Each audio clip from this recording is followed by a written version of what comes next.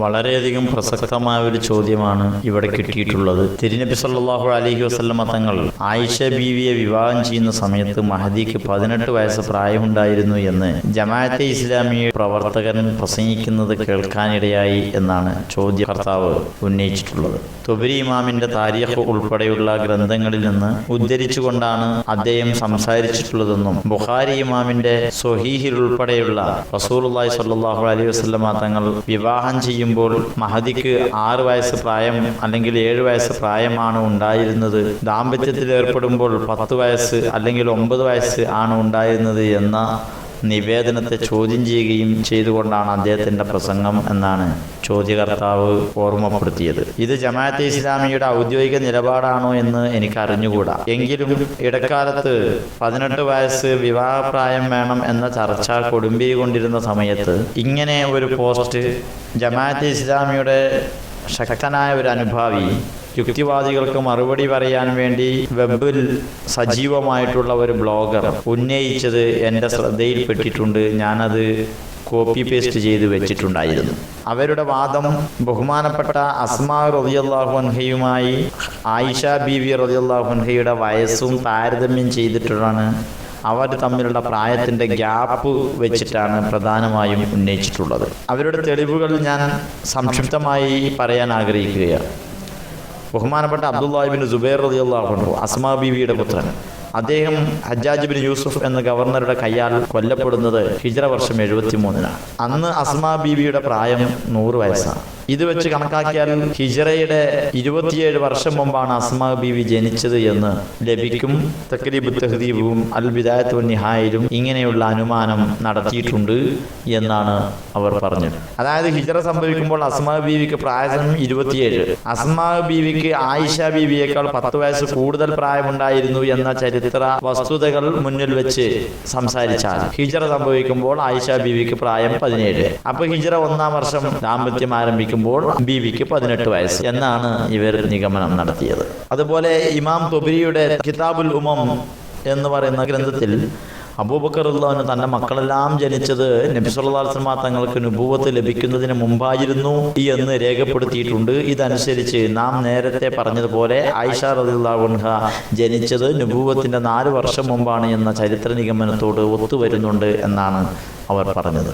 ഈ നിഗമനങ്ങളോട് വിയോജിച്ച് നിൽക്കാൻ പ്രേരിപ്പിക്കുന്നത് ബുഖാരി ഉദ്ധരിക്കുന്ന ഒരു ഹദീസാണ്. ആ ഹദീസിൽ ബീവി ആയിഷ റളിയല്ലാഹു അൻഹ പറഞ്ഞത്, എനിക്ക് 6 വയസ്സുണ്ടായിരിക്കുമ്പോഴാണ് നബി തിരുമേനി എന്നെ വിവാഹം ചെയ്തതെന്നും അങ്ങനെ ഞങ്ങൾ മദീനയിലെത്തി എനിക്ക് 9 വയസ്സായിരിക്കുമ്പോൾ ദാമ്പത്യം ആരംഭിച്ചു എന്നും ആ ഹദീസിൽ പറയുന്നുണ്ട്. അതുകൊണ്ട് തങ്ങളുടെ ചരിത്ര നിഗമനം ശരിയാണ് എന്ന് സ്ഥാപിച്ചെടുക്കാൻ ചെരുപ്പിനൊപ്പിച്ച് നമ്മുടെ കാല് ചെത്തുന്ന ഏർപ്പാടാണ് ഈ ജമാഅത്തുകാരൻ ചെയ്തിട്ടുള്ളത്.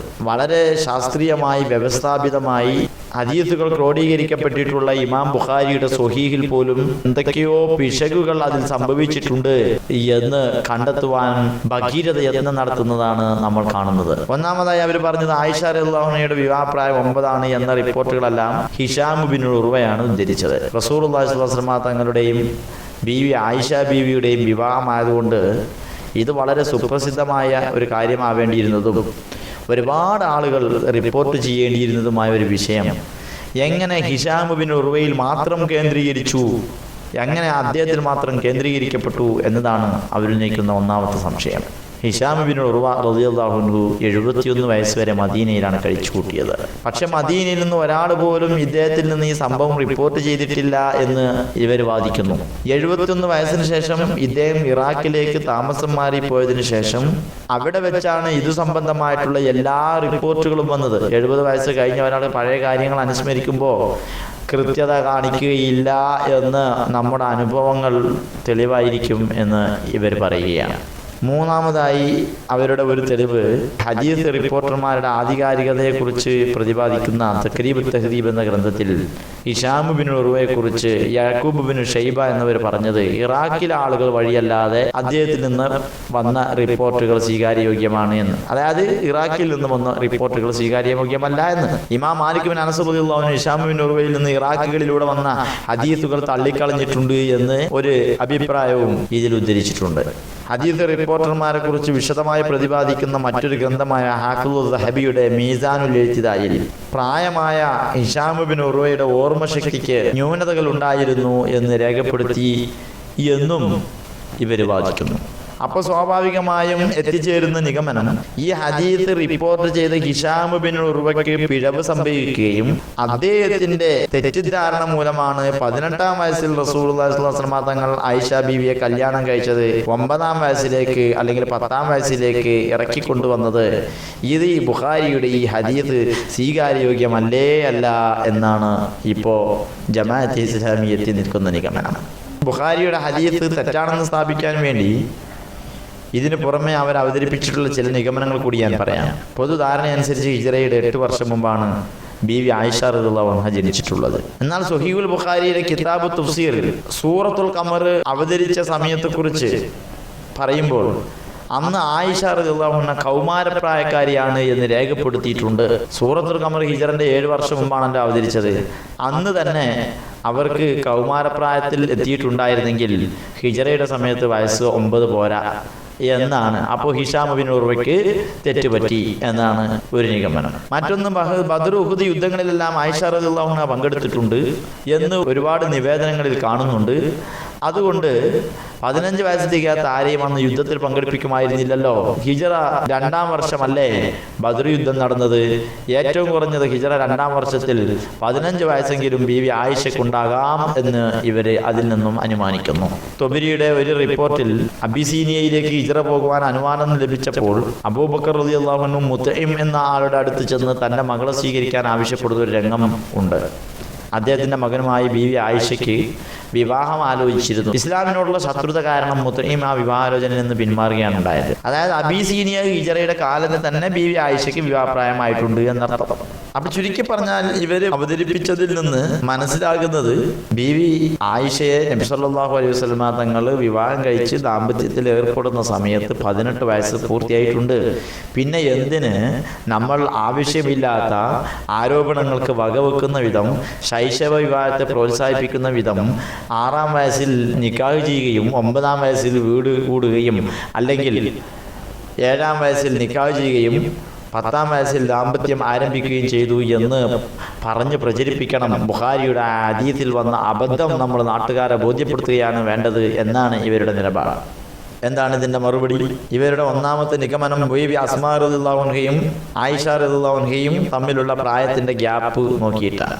ആ ഗ്യാപ്പ് 10 വയസ്സാണ് എന്ന് വന്ന നിവേദനം യഥാർത്ഥത്തിൽ ഗണ്യതമല്ല എന്ന് നാം മനസ്സിലാക്കേണ്ടതുണ്ട്. ഹാഫിദുൽ ദഹബിയുടെ തന്നെ സിയറു അലാമിൻ നുബല എന്ന് പറയുന്ന ഗ്രന്ഥത്തിന്റെ 2-ാം വള്ളിത്തിൽ അസ്മാ ബീവിയുടെ പ്രായത്തെക്കുറിച്ച് പറയുന്നത് വകാനത്ത് അസന്ന മിൻ ആയിഷത ബിബിദഅ സന, 10-ൽ ചില്ലാനം വയസ്സ് ആയിഷയേക്കാൾ പ്രായ കൂടുതൽ അസ്മാവിനുണ്ടായിരുന്നു എന്നാണ്. 10-ൽ ചില്ലാനം എന്ന് പറയുമ്പോൾ ഈ ചില്ലാനത്തിന്റെ കണക്കെത്ര അത് മനസ്സിലാക്കാൻ ഇമാം ഇബ്നു ഹജർ തന്റെ അൽ ഇസ്വാബിയിൽ ഉദ്ധരിക്കുന്ന ചില വാക്യങ്ങൾ നമുക്ക് മുന്നിലെടുക്കാം. ആയിഷ ബീവിയെ കുറിച്ച് പറയുന്നത് വലദത്ത് ബഅദൽ മബ്അസി ബി 4 സിനീന ഔ 50. റസൂലുള്ളാഹി സ്വല്ലല്ലാഹു അലൈഹി വസല്ലം തങ്ങളെ പ്രവാചകത്വ നിയോഗവുമായി വന്നതിന് 4-5 വർഷങ്ങൾക്ക് ശേഷമാണ് ആയിഷ ജനിച്ചത് എന്നാണ്. അബു നഈം റളിയല്ലാഹു അൻഹുവിന്റെ മുഅ്ജമു സ്വഹാബയിൽ അസ്മാ ബീവിയുടെ ജനനത്തെക്കുറിച്ച് രേഖപ്പെടുത്തിയിട്ടുണ്ട്. അവിടെയുള്ളത് അന്നഹാ വലദത്ത് ഖബല മബ്അസിൻ നബി സ്വല്ലല്ലാഹു അലൈഹി വസല്ലം ബി 10 സിനീൻ. തിരു പ്രവാചകത്വം ലഭിക്കുന്നതിൻ്റെ 10 വർഷങ്ങൾക്ക് മുമ്പാണ് മഹദി ജനിച്ചതെന്നാണ്. അപ്പോൾ ഇവർ തമ്മിലുള്ള വയസ്സിൻ്റെ അന്തരം ഏറ്റവും കുറഞ്ഞത് 14-ഓ 15-ഓ ആണ് എന്ന് ഈ 2 നിവേദനങ്ങളിൽ നിന്ന് നമുക്ക് മനസ്സിലാക്കാൻ കഴിയും. അപ്പോൾ അസ്മാ ബീവിയുടെയും ആയിഷ ബീവിയുടെയും ഇടയിലുള്ള പ്രായത്തിന്റെ ഗ്യാപ്പ് 10 എന്ന് പറയുന്നത് ഖണ്ഡിതമായ നിവേദനമല്ല. കുറഞ്ഞത് 15എങ്കിലും ആകുമെന്ന് ചരിത്ര നിവേദനങ്ങൾ തന്നെ സ്ഥാപിക്കുന്നുണ്ട്. മാത്രമല്ല ഹിജ്റ 73-ൽ അസ്മാ ബീവിയെ കണ്ടവരാണ്. അസ്മാ ബീവിക്ക് അന്ന് 100 വയസ്സുണ്ട് എന്ന് പറഞ്ഞതാണ് ഒരു പ്രധാനമായ തെളിവ്. നാം മനസ്സിലാക്കേണ്ടത് 90 വയസ്സ് ഉള്ള ആളെ കണ്ടാലും 95 വയസ്സുള്ള ആളെ കണ്ടാലും 100 വയസ്സുള്ള ആളെ കണ്ടാലും ഒക്കെ നമുക്ക് ഏതാണ്ട് ഒരു പ്രായം ആണ് മനസ്സിലാവുക. ഏതാണ്ട് ഇത്ര പ്രായം ആയി എന്ന് നമുക്ക് വേണമെങ്കിൽ അതേക്കുറിച്ച് പറയാം. അസ്മാ ബീവി റളിയല്ലാഹു അൻഹയുടെ പ്രായത്തെക്കുറിച്ചുള്ളത് പുറത്തു നിന്നുള്ള ഒരാളുടെ നിഗമനമാണ് എന്ന് നാം മറക്കരുത്.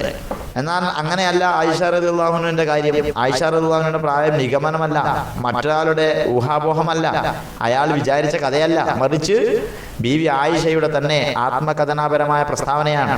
ഓട്ടോബയോഗ്രഫിക്കൽ ആയിട്ടുള്ള ഒരു പ്രസ്താവനയാണ്. ആത്മകഥനപരമായ ഒരു പ്രസ്താവന പിഴയ്ക്കാൻ വളരെയധികം സാധ്യത കുറവാണ്. അതും ജീവിതത്തിലെ ഏറ്റവും അവിസ്മരണീയമായ, ഒരിക്കലും മറന്നുപോവാതെ കാത്തു സൂക്ഷിച്ചു വെക്കുന്ന തൻ്റെ വിവാഹത്തെക്കുറിച്ചാണ് സംസാരിക്കുന്നത് എന്ന് മനസ്സിലാക്കണം. മാത്രമല്ല, ഇത് റസൂലുള്ളാഹി സ്വല്ലല്ലാഹു അലൈഹി വസല്ലം തങ്ങളുമായുള്ള ദാമ്പത്യത്തിന്റെ, അവിടുത്തെ ജീവിതത്തിലേക്ക് കടന്നു വരുന്നതിന്റെ, ലോകത്തെ ഏറ്റവും മികച്ച ഒരു ഭർത്താവ് തൻ്റെ ജീവിതത്തിലേക്ക് വരുന്നതിന്റെ കാര്യമാകുമ്പോൾ കുറച്ചുകൂടെ ശ്രദ്ധ കൂടും എന്ന കാര്യം നാം മറക്കേണ്ടതില്ല.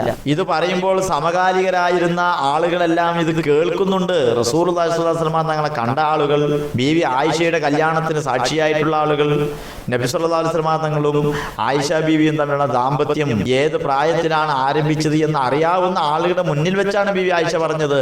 അപ്പോൾ 10ഉം 18ഉം തമ്മിലുള്ള വ്യത്യാസം തിരിച്ചറിയുന്നവരുടെ മുന്നിൽ വെച്ചിട്ടാണ് ബീവി ആയിഷ റളിയല്ലാഹു അൻഹ അങ്ങനെ ഒരു ആത്മകഥനാപരമായ പ്രസ്താവന നടത്തുന്നത് എന്ന് നാം മറന്നുകൂടാ.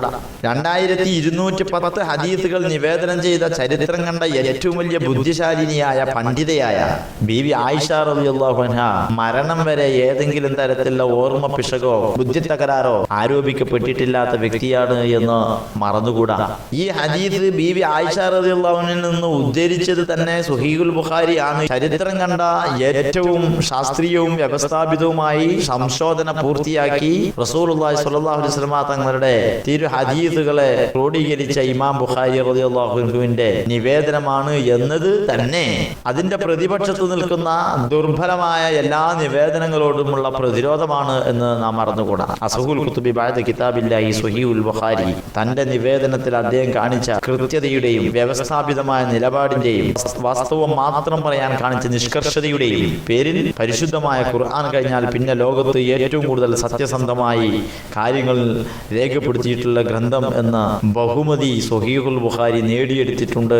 കഴിഞ്ഞ 10-12 നൂറ്റാണ്ട് കാലമായി ചരിത്രം അത് അംഗീകരിച്ചിട്ടുണ്ട് എന്ന കാര്യം നാം മറക്കരുത്. പിന്നെയുള്ളത് തൊബരിയുടെ നിവേദനം. തൊബരി ബീവി ആയിഷ റളിയല്ലാഹു അൻഹയുടെ പ്രായത്തെക്കുറിച്ച് മിണ്ടിയിട്ട് പോലുമില്ല. അബൂബക്കർ റളിയല്ലാഹു അൻഹുവിന്റെ എല്ലാ മക്കളും നുബുവത്തിന് മുമ്പ് ജനിച്ചിട്ടുണ്ട് എന്ന മറ്റൊരാളുടെ നിഗമനത്തെ ഉദ്ധരിക്കുക മാത്രമാണ് ചെയ്തത്. നാം ഏറ്റവും ആദ്യം മനസ്സിലാക്കിയിരിക്കേണ്ട ഒരു കാര്യം, ഇമാം തൊബരിയുടെ കിതാബുൽ ഉമമി വൽ മുലൂക്ക് അതൊരു ചരിത്ര ഗ്രന്ഥം ആണ്. ഒരു ചരിത്ര ഗ്രന്ഥം, ഒരു ഹിസ്റ്റോറിക്കൽ ടെക്സ്റ്റ് എന്ന രീതിയിൽ നൽകാവുന്ന എല്ലാ പരിഗണനകളും അതിന് നൽകും. അതിൻ്റെ അപ്പുറം അതിന് ആരും അപ്രമാദിത്വം കൽപ്പിക്കാറില്ല. ലോകത്തെല്ലായിടത്തും എക്കാലത്തും ഏത് ഭാഷയിലും രചിക്കപ്പെട്ടിട്ടുള്ള ചരിത്ര ഗ്രന്ഥങ്ങളിൽ സ്ഖലിതങ്ങൾ ആരോപിക്കപ്പെട്ടിട്ടുണ്ട് എന്ന വസ്തുത നാം മറക്കരുത്. ഇമാം തൊബരി തന്നെ തൻ്റെ ചരിത്ര ഗ്രന്ഥത്തിന് ആമുഖമെഴുതിയപ്പോൾ വളരെ ഗൗരവത്തിൽ തന്നെ ചരിത്രം കുറ്റപ്പെടുത്തരുത് എന്ന നിഷ്കർഷതയോടുകൂടി ആ കാര്യം ബോധ്യപ്പെടുത്തിയിട്ടുണ്ട്. എൻ്റെ ഈ ഗ്രന്ഥം നോക്കുന്നവർ അറിഞ്ഞിരിക്കണം, അന്ന ഇജ്തിമാദി ഫി കുല്ലി മാ ഹളർതു ദിക്റഹു ഫീഹി മിമ്മാ ശറത്തു അന്നി റാസമഹു ഫീഹി ഇന്നമാ ഹുവ അലാ മാ റൂവീതു മിനൽ അഖ്ബാരി അല്ലതി അന ദാകിറുഹാ ഫീഹി വൽ ആഥാരി അല്ലതി അന മുസ്നിദുഹാ ഇലാ റുവാതിഹാ ഫീഹി.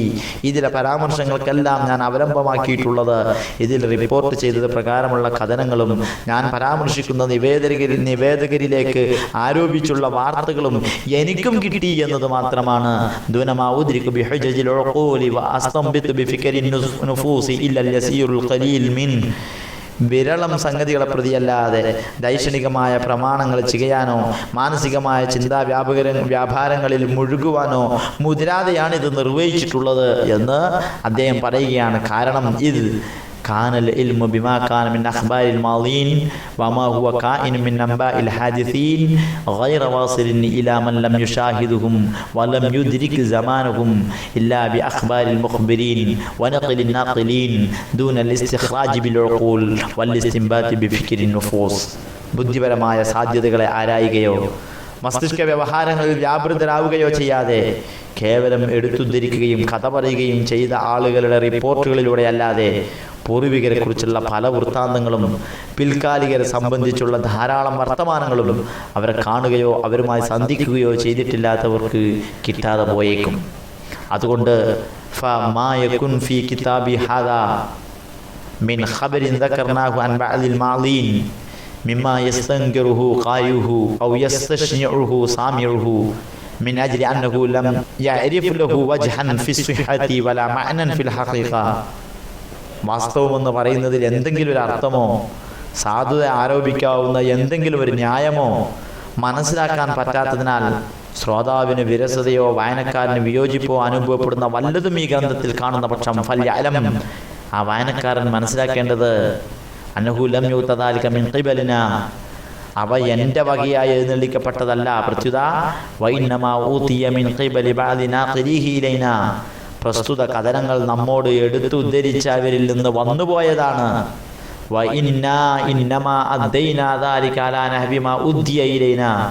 കിട്ടിയത് അപ്പടി ഉദ്ധരിക്കുക മാത്രമാണ് നാം ചെയ്തിട്ടുള്ളത് എന്ന് മനസ്സിലാക്കണം എന്ന് തൊബരി ഈ ഗ്രന്ഥത്തിന് ഇങ്ങനെ ഒരു ആമുഖം എഴുതിയത് തന്നെ തൻ്റെ ഗ്രന്ഥത്തിലുള്ളതെല്ലാം പ്രാമാണികമായ നിവേദനങ്ങളോട് വിയോജിച്ച് നിൽക്കാൻ മാത്രം കെൽപ്പുറ്റ തെളിവുകളാണ് എന്ന് തനിക്ക് പോലും അഭിപ്രായമില്ലെന്നും വായനക്കാരന് തെളിവുകളുടെ അടിസ്ഥാനത്തിൽ ചിന്തിക്കുമ്പോൾ വിയോജിപ്പുള്ള വിരസത അനുഭവപ്പെടുന്ന ധാരാളം കാര്യങ്ങൾ ഇതിലുണ്ട് എന്ന ബോധ്യത്തോടും കൂടിയാണ് എന്ന് നാം തിരിച്ചറിയേണ്ടതാണ്.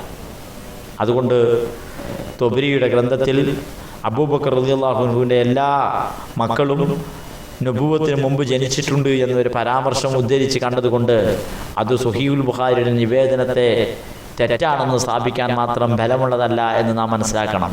പിന്നെ ഇവർ നടത്തിയ ഒരു ആരോപണം ഹിഷാം ബിൻ ഉർവ റളിയല്ലാഹു അൻഹുവിൽ മാത്രം എന്തുകൊണ്ട് ഇതിൻ്റെ നിവേദനങ്ങളെല്ലാം കേന്ദ്രീകരിക്കപ്പെട്ടു എന്നാണ്. അടിസ്ഥാനരഹിതമായ ആരോപണമാണ്. ഈ ഹദീസിന്റെ ഏറ്റവും മഷ്ഹൂറായ ഏറ്റവും പ്രസിദ്ധമായ നിവേദന പരമ്പര ഹിഷാം റളിയല്ലാഹു അൻഹയിലൂടെയാണുള്ളത്. ഹിഷാം ബിൻ ഉർവ തൻ്റെ ഉപ്പയായ ഉർവ റളിയല്ലാഹു അൻഹുവിൽ നിന്ന് അദ്ദേഹം ബീവി ആയിഷയെ നിവേദനം ചെയ്യുന്നതായി ആണ് നിവേദനം വന്നിട്ടുള്ളത്. ഇതേക്കുറിച്ച് വഹിയ മിൻ അസഹി റിവായാത്ത്, ഈ ഹദീസിന്റെ നിവേദന പരമ്പരകളിലെ ഏറ്റവും പ്രബലമായത് എന്ന് മഹാന്മാരായ മുഹദ്ദിസുകൾ രേഖപ്പെടുത്തിയിട്ടുണ്ട്. കാരണം ഹിഷാമിന്റെ ഉപ്പയായ ഉർവത്ത് ബിൻ സുബൈർ റളിയല്ലാഹു അൻഹു മിൻ അഅറഫിൻ നാസി ബി ആയിഷ, ആയിഷയെ ഏറ്റവും നന്നായി അറിയുന്ന ആളാണ്. മറ്റാരെക്കാളും നന്നായി അറിയുന്നത് അദ്ദേഹത്തിനാണ്. കാരണം ലഅന്നഹാ ഖാലത്തുഹു, ബഹുമാനപ്പെട്ടവരുടെ മാതൃ സഹോദരിയാണ് ആയിഷ. അപ്പൊ തന്റെ മാതൃ സഹോദരിയെ കുറിച്ചാണ് ഉറുവത്ത് ഹദീസ് പറഞ്ഞു കൊടുത്തത്. ആ ഹദീസാണ് അദ്ദേഹത്തിന്റെ മകൻ ഹിഷാം റിപ്പോർട്ട് ചെയ്തത്. അതുകൊണ്ട് തന്റെ മാതാമഹിയുടെ സ്ഥാനത്ത് നിൽക്കുന്ന ആയിഷയെ കുറിച്ചാണ് ഈ ഹദീസ് എന്നതുകൊണ്ട് ഏറ്റവും പ്രബലമായ നിവേദന പരമ്പര ഇതാണ് എന്ന് മഹാന്മാർ പറഞ്ഞിട്ടുണ്ട്. എന്ന് കരുതി ഇദ്ദേഹത്തിൽ മാത്രം ഇതിന്റെ നിവേദനം പരിമിതമാണ് എന്നത് അടിസ്ഥാനരഹിതമായ ആരോപണമാണ്. ഇതേ ഹദീസ് ഇമാം സുഹരി ഉറുവയിൽ നിന്ന് ഉദ്ധരിക്കുന്നത് മുസ്ലിം റളിയല്ലാഹു അൻഹു നിവേദനം ചെയ്തിട്ടുണ്ട്. അതുപോലെ തന്നെ ആയിഷ റളിയല്ലാഹു അൻഹയിൽ നിന്ന് അസ്വദ് എന്നവർ, അവരിൽ നിന്ന് ഇബ്രാഹിം എന്നവർ, അവരിൽ നിന്ന് ഇമാം അഅ്മശ് ഈ ഹദീസ് നിവേദനം ചെയ്തതായും മുസ്ലിമിൽ റിവായത്തുണ്ട്. ഇമാം അബൂദാവൂദിന്റെ നിവേദനത്തിൽ ആയിഷ ബീവിയിൽ നിന്ന് യഹ്യ ബിൻ അബ്ദുറഹ്മാൻ ബിൻ ഹാത്തിബ് എന്ന് പറയുന്ന ആൾ, അദ്ദേഹത്തിൽ നിന്ന് മുഹമ്മദ് ബിൻ അംർ എന്ന് പറയുന്ന ആൾ നിവേദനം ചെയ്യുന്ന പരമ്പരയാണ് ചേർത്തിട്ടുള്ളത്. അപ്പോ ഹിഷാം മാത്രമാണ് ഈ ഹദീസ് നിവേദനം ചെയ്തത് എന്നത് വിഷയത്തെ ഗവേഷണ മനസ്സോടുകൂടിയോ ഒരു പഠന ബുദ്ധിയോടുകൂടിയോ സമീപിക്കാതെ കേവലം മനസ്സിൽ വന്നതെല്ലാം വിളിച്ചു കൂവിയത് കൊണ്ട് മാത്രം സംഭവിച്ചതാണ് എന്ന് നാം മറക്കരുത്. പിന്നെ 71 വയസ്സിന് ശേഷം ഹിഷാം ഇറാഖിലേക്ക് വന്നതിൻ്റെ ശേഷമാണ് അദ്ദേഹത്തിൻ്റെ ഇതു സംബന്ധമായ എല്ലാ റിപ്പോർട്ടുകളും വന്നത് എന്ന ആരോപണമാണ്. തീർത്തും തെറ്റാണ് ഈ വാദം. മദീനയിലെ മുഹദ്ദിസീങ്ങളിൽ പ്രസിദ്ധരായ അബുസിനാദ് അബ്ദുല്ലാഹി ബിൻ ദഖ്വാൻ, അദ്ദേഹത്തിൻ്റെ പുത്രനായ അബ്ദുറഹ്മാൻ ബിൻ അബിസിനാദ്, അതുപോലെ Abdullahi bin Muhammad bin Yahya bin Urwa തുടങ്ങിയവരൊക്കെ മദീനയിൽ വെച്ച് തന്നെ ഈ ഹദീസ് ഹിഷാമിൽ നിന്ന് പഠിച്ചിട്ടുണ്ട്, ഹിഷാമിൽ നിന്ന് നിവേദനം ചെയ്തിട്ടുണ്ട്. അതുപോലെ മക്കയിൽ വെച്ച് സുഫിയാൻ ബിൻ ഉയൈന നിവേദനം ചെയ്തിട്ടുണ്ട്. റയ്യിലെ ഹദീസ് പണ്ഡിതരിൽ പ്രമുഖനായ ജരീർ ബിൻ അബ്ദുൽ ഹമീദ് നിവേദനം ചെയ്തിട്ടുണ്ട്. ബസറക്കാരിൽ വെച്ച് പ്രസിദ്ധി നേടിയ ഹദീസ് പണ്ഡിതരായ ഹമ്മാദ് ബിൻ സലമയും ഹമ്മാദ് ബിൻ സയ്യിദും വുഹൈബ് ബിൻ ഖാലിദും റളിയല്ലാഹു തആല അൻഹും ഇവരെല്ലാം ഈ ഹദീസ് ഹിഷാമിൽ നിന്ന് നിവേദനം ചെയ്തിട്ടുണ്ട്. അപ്പോൾ ഇറാഖിൽ വന്നതിന്റെ ശേഷം മാത്രമാണ് ഇതിന്റെ നിവേദനങ്ങൾ വന്നിട്ടുണ്ട് എന്ന് പറഞ്ഞതെല്ലാം തീർത്തും ആരോപണം മാത്രമാണ്. നാം ഒരു കാര്യം മനസ്സിലാക്കേണ്ടത്, ഹദീസുകളെ ഇഴകീറി പരിശോധിക്കുന്ന പണ്ഡിതന്മാർ പലരുടെയും ജീവിതത്തിലെ ചെറിയ ചെറിയ ഭ്രംശങ്ങൾ പോലും ഹദീസ് സ്വീകരിക്കുന്നിടത്ത് സംഭവിച്ചുകൂടാ എന്ന് കണിശത പാലിച്ച പണ്ഡിതന്മാർ പോലും ഹിഷാം റളിയല്ലാഹു അൻഹു ഇറാഖിൽ എത്തുന്നതിന് മുമ്പ് എല്ലാ നിലക്കും സ്വീകാര്യനാണ്, സിഖത്തുള്ള ആളാണ്, ഹിഫ്ളുള്ള ആളാണ് എന്ന് പറഞ്ഞിട്ടുണ്ട് എന്ന കാര്യം മറക്കരുത്. അതുകൊണ്ട് ഹിഷാം ബിൻ ഉർവ അങ്ങനെ അങ്ങ് തള്ളപ്പെടേണ്ട ആളല്ല റളിയല്ലാഹു അൻഹു.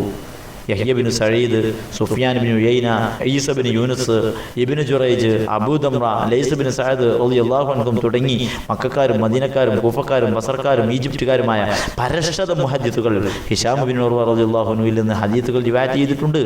യഹ്യ ബിൻ സഈദ് റളിയല്ലാഹുവിനെ പോലെ ജർഹിന്റെയും തഅദീലിന്റെയും സമശീർഷരില്ലാത്ത മുഹദ്ദിസുകൾക്ക് ആർക്കുമില്ലാത്ത ആക്ഷേപം ഇവിടെ 21-ാം നൂറ്റാണ്ടിൽ ഈ കാലത്ത് ഇവരോട് ഇൽമു കൊണ്ടോ ഇത്ഖാൻ കൊണ്ടോ കിടപിടിക്കാൻ കഴിയാത്ത കുറച്ച് പുത്തൻവാദികൾ ഉന്നയിച്ചാൽ അതിന് എന്ത് വിലയുണ്ടാവാനാണ് എന്ന് നിങ്ങൾ ചിന്തിക്കണം. ഷെയ്ഖ് മുഖബിൽ റഹ്മത്തുള്ളാഹി അലൈഹി പറഞ്ഞത്, ഒരു ഹദീസ് റിവായത്ത് ചെയ്യുന്ന ഒരു കൂട്ടത്തിൽ യഹ്യ ബിൻ സഈദ് റളിയല്ലാഹു ഉണ്ടെങ്കിൽ പിന്നെ മറ്റൊന്നും നോക്കേണ്ടതില്ല, അത്രയ്ക്ക് സംശോധന നടത്തിയിട്ട് മാത്രമേ അദ്ദേഹം ആ ഹദീസ് നിവേദനം ചെയ്യൂ എന്ന. ഇങ്ങനെയുള്ള മുഹദ്ദിസുകൾ ഒരാൾ പോലും ഈ ഹദീസിനെയോ ഇത് നിവേദനം ചെയ്ത ഹിഷാമിനെയോ ആക്ഷേപിക്കുകയോ വിമർശിക്കുകയോ ചെയ്തിട്ടില്ല എന്ന് നാം മറക്കരുത്. പിന്നെ ഹിഷാം ഇറാഖിൽ വന്നതിന് ശേഷം ആണ് ഈ നിവേദനം ഉണ്ടായത് എന്ന് ഏതെങ്കിലും ഒന്നോ രണ്ടോ നിവേദന പരമ്പരയെങ്കിലും വെച്ചിട്ട് സ്ഥാപിച്ചാൽ പോലും നാം മനസ്സിലാക്കേണ്ടത്, ഇറാഖിൽ എത്തിയതിനു ശേഷം അദ്ദേഹത്തിന് മറവി സംഭവിച്ചിരുന്നതിനാൽ തെറ്റാൻ ഇടയുണ്ട് എന്ന് മാത്രമാണ് പണ്ഡിതന്മാർ സൂചിപ്പിച്ചത്. അല്ലാതെ അദ്ദേഹം പറഞ്ഞത് തെറ്റിപ്പോയി എന്നല്ല. ആദ്യമായി അങ്ങനെ അഭിപ്രായം പറഞ്ഞത് അബുൽ ഹസൻ ബിൻ ഖത്താൻ എന്ന് പറയുന്ന പണ്ഡിതനാണ്. പ്രതിപക്ഷം ഹാഫിളുൽ ദഹബിയിലേക്ക് ആരോപിച്ചു ഉദ്ധരിച്ച പ്രസ്താവന യഥാർത്ഥത്തിൽ അബുൽ ഹസൻ ബിൻ ഖത്താൻ എന്ന് പറയുന്ന ആൾ പറഞ്ഞതാണ്. അത് ഹാഫിളുൽ ദഹബി ഉദ്ധരിക്കുകയാണ് ചെയ്തത്. മാത്രമല്ല അവിടെ വളരെ മനോഹരമായ ഭാഷയിൽ അബുൽ ഹസൻ ബിൻ ഖത്താൻ പറഞ്ഞതിനെ തിരുത്താനാണ് ബഹുമാനപ്പെട്ട ഹാഫിളുൽ ദഹബി സമയം കണ്ടെത്തിയത് എന്ന് നാം മറക്കരുത്. ഹാഫിളുൽ ദഹബിയുടെ പ്രതിപക്ഷം ഉദ്ധരിക്കുന്ന മീസാനുൽ ഇഅ്തിദാലിൽ നിന്ന് തന്നെയാണ് ഞാൻ വായിക്കുന്നത്. അദ്ദേഹം പറയുന്നത്, ഹിഷാം ബിൻ ഉർവ അഹദുൽ അലാം. ഹിഷാം ബിൻ ഉർവ ഉന്നത ശീർഷരായ പണ്ഡിതരിൽ ഒരാളാണ്. ഹുജ്ജത്തുൻ ഇമാമുൻ, പ്രാമാണികനും പിന്തുടരാവുന്ന ഇമാമുമാണ്.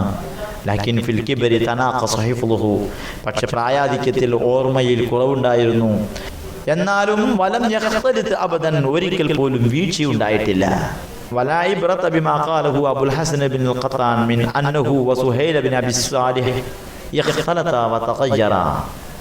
അദ്ദേഹത്തിനും സുഹൈൽ ബിൻ അബി സ്വാലിഹിനും അബദ്ധം പിണയുകയും ഓർമ്മ പിശകുണ്ടാവുകയും ചെയ്തിട്ടുണ്ടെന്ന് അബുൽ ഹസൻ ബിൻ ഖത്താൻ പറഞ്ഞത് തീരെ ഗൗനിക്കേണ്ടതേയില്ല. നാം ശരി തന്നെ, അർറജുലു തഗയ്യറ ഖലീലൻ, ഇദ്ദേഹത്തിന് ചെറിയ ഓർമ്മക്കുറവെല്ലാം ഉണ്ടായിട്ടുണ്ട്. വലം യബ്ഖ ഹിഫ്ളുഹു കഹുവ ഫീ ഹാലി ശബീബ, യുവത്വത്തിൽ അതേ പ്രസരിപ്പോടെ ഓർമ്മശക്തി ശേഷിച്ചിരുന്നില്ല. ഫനസിയ ബഅദ മഹ്ഫൂളിഹി വഹിമ, തനിക്ക് ഓർമ്മയുണ്ടായിരുന്ന ചിലതെല്ലാം മറക്കുകയോ ചിലതിൽ സന്ദേഹിക്കുകയോ ചെയ്തിട്ടുണ്ട്. ഫഖാനമാത, എന്നിട്ട് എന്തായത്? അവ മാസൂമു മിനൻ നിസിയാൻ, ഒരു മറവിയും പറ്റാതിരിക്കാൻ പാപസുരക്ഷിതത്വം കിട്ടിയ ആളൊന്നുമായിരുന്നില്ലല്ലോ.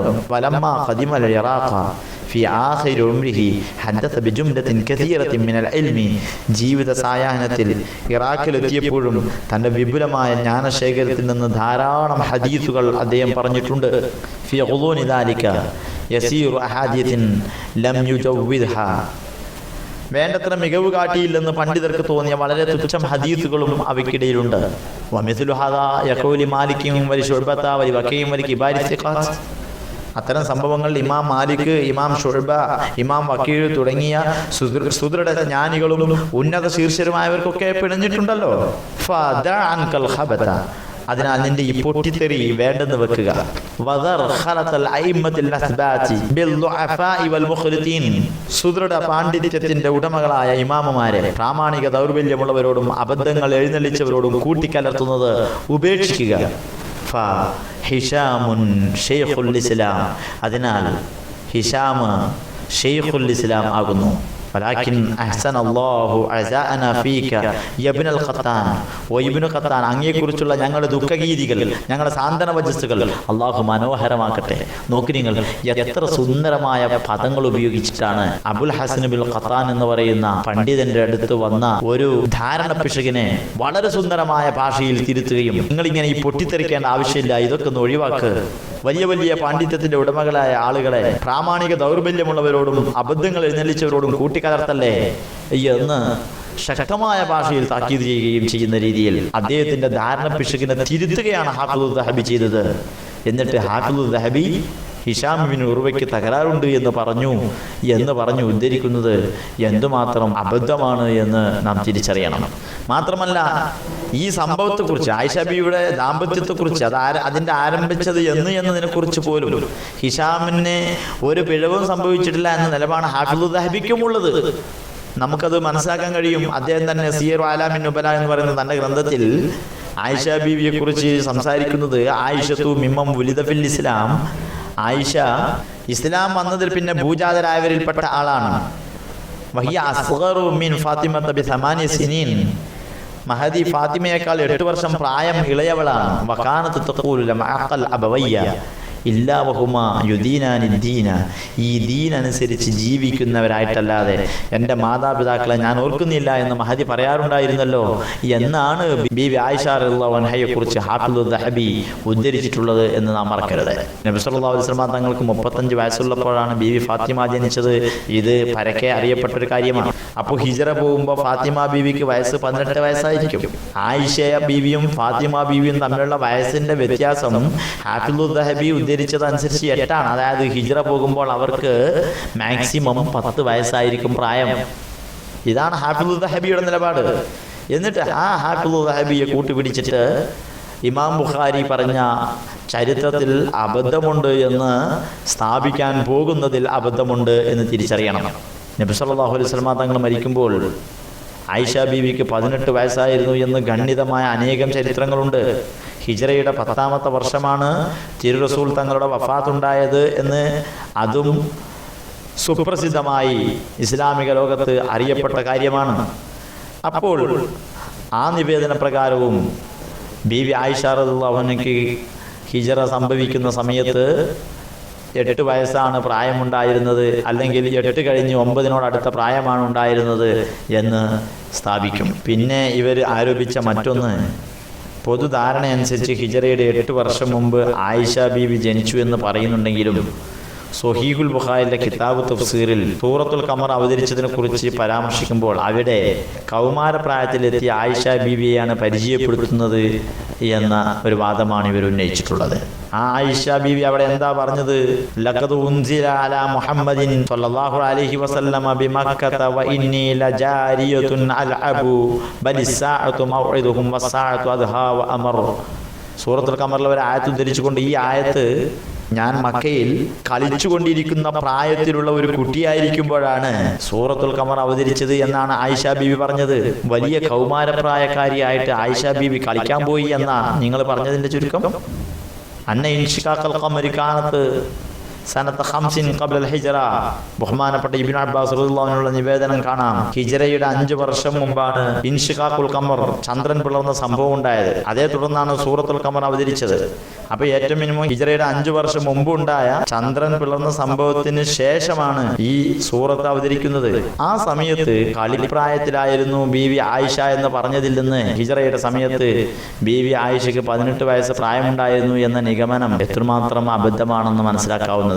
ബദർ യുഹൂദ് യുദ്ധങ്ങളിൽ ബീവി പങ്കെടുത്തു എന്നതാണ് മറ്റൊന്ന്. 15 വയസ്സ് തികയാത്തവർ യുദ്ധത്തിൽ പങ്കെടുക്കുകയില്ലല്ലോ എന്നാണ് ഇവർ പറയുന്നത്. 15 വയസ്സ് തികയണമെന്നത് യോദ്ധാക്കൾക്ക് നിശ്ചയിച്ച മാനദണ്ഡമാണ്, അല്ലാതെ യുദ്ധം കാണാൻ പോയവർക്ക് നിശ്ചയിച്ചതല്ല.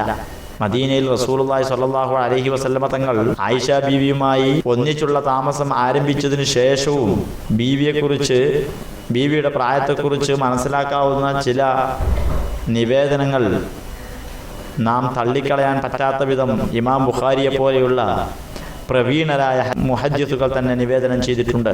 ബഹുമാനപ്പെട്ട ആയിഷ റളിയല്ലാഹു അൻഹ പറയുകയാണ്, ദഖല അലയ്യ റസൂലുള്ളാഹി സ്വല്ലല്ലാഹു അലൈഹി വസല്ലം വഅന അൽഅബു ബിൽ ബനാത്ത്.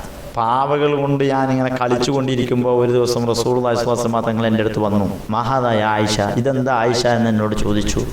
ഞാൻ പറഞ്ഞു, ഖൈദ് സുലൈമാൻ വലഹ അജ്നിഹത്തുൻ, ഇത് സുലൈമാൻ നബിൻ്റെ കുതിരകളാണ്, കണ്ടോ ചിറകുകളൊക്കെ ഉണ്ട് എന്ന് പറഞ്ഞപ്പോൾ ഫളഹിക റസൂലുള്ളാഹി സ്വല്ലല്ലാഹു അലൈഹി വസല്ലം തങ്ങൾ ചിരിച്ചുപോയി. കൗമാര പ്രായത്തിലെത്തിയതിൻ്റെ ശേഷം ഇങ്ങനെ ചെറിയ പാവക്കുട്ടികളുമായിട്ട് ബീവി ആയിഷ കളിച്ച് ചിരിച്ച് നടക്കുകയായിരുന്നു എന്നാണ് നിങ്ങൾ മനസ്സിലാക്കിയത്. ഇമാം ബുഖാരി തന്നെ നിവേദനം ചെയ്യുന്ന ഒരു ഹദീസിൽ മറ്റൊരു സംഭവമുണ്ട്. വല്ലാഹി ലഖദ് റഅയ്തു റസൂലുള്ളാഹി സ്വല്ലല്ലാഹു അലൈഹി വസല്ലം യഖൂമു അലാ ബാബി ഹുജ്റതി, റസൂലുള്ളാഹി തങ്ങൾ എൻ്റെ വീട്ടുവാതിൽക്കൽ വന്നു നിന്നത് ഞാൻ കണ്ടു. ഒരു സംഭവം ഇങ്ങനെ പറയുക, വൽ ഹബശതു യൽഅബൂന ബിൽ ഹിറാബി ഫിൽ മസ്ജിദ്, എത്യോപ്യയിൽ നിന്ന് വന്ന കുറച്ച് ആളുകൾ പള്ളിയിൽ ആയുധ പരിശീലനം പ്രദർശിപ്പിക്കുന്നുണ്ടായിരുന്നു.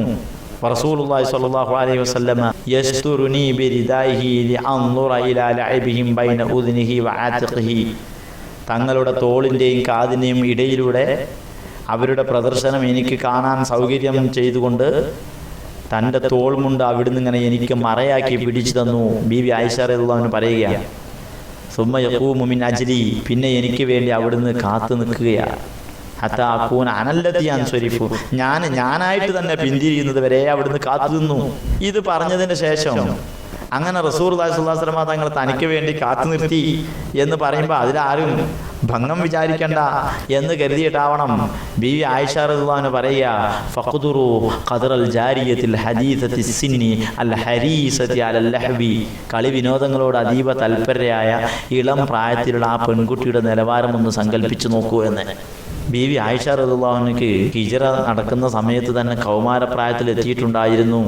അല്ലെങ്കിൽ ഹിജ്റയുടെ 5 വർഷം മുമ്പ് 7 വർഷം മുമ്പ് കൗമാരപ്രായത്തിൽ എത്തിയിട്ടുണ്ടായിരുന്നു എന്ന് ഊഹാപോഹങ്ങൾ അവതരിപ്പിക്കുമ്പോൾ വലിയ യുവതിയായതിന്റെ ശേഷവും പാവക്കൂത്ത് കളിച്ച് നടക്കുന്ന ഒരു പെണ്ണായിരുന്നു എന്ന് പണ്ഡിതയായ സ്വഹാബികളുടെ കൂട്ടത്തിൽ പാണ്ഡിത്യത്തിന്റെ പ്രൗഢ സന്നിധാനമെന്ന് വിശേഷിപ്പിക്കപ്പെട്ട ബീവി ആയിഷയെ കുറിച്ച് ആരോപണം പറയുമ്പോൾ കുറച്ചൊക്കെ തത്വദീക്ഷയോടുകൂടി വേണം ഇത്തരം കാര്യങ്ങൾ കൈകാര്യം ചെയ്യാൻ എന്ന് മാത്രമാണ് എനിക്കതേക്കുറിച്ച് പറയുവാനുള്ളത്.